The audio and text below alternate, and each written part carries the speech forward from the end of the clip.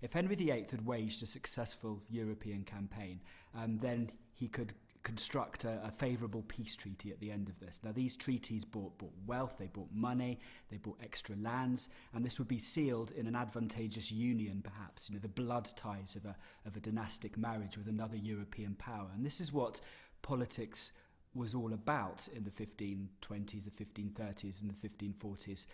It was as much about using war, using peace treaties to further your own dynastic claims to superiority, to influence, if you like, on the top table of European diplomacy. Formal decisions like to go to war, to raise taxes, those kinds of things, they're made with the assistance and the advice of the council, the king's ministers, for example, most notably, I guess, Cardinal Wolsey in the early part of his reign, Thomas Cromwell later.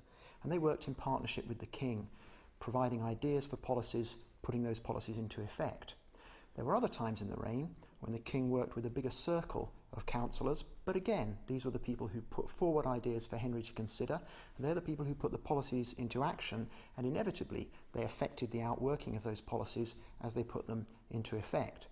There's the other kind of, I suppose, political decisions in Henry's reign, which perhaps in modern politics we don't tend to think about so much. That is the personal favours, offices, gifts, titles, etc. All of that is subject to, I guess we call it informal advice and influence. So that places like Hampton Court, for example, the palaces or Whitehall, are full of a range of rooms, halls, galleries, full of private space of the monarch. And to be able to influence the king, to be able to get into those spaces, to prefer other people, to put your friends forward, to do favours for your friends, etc., to monopolise the king's influence so far as you can.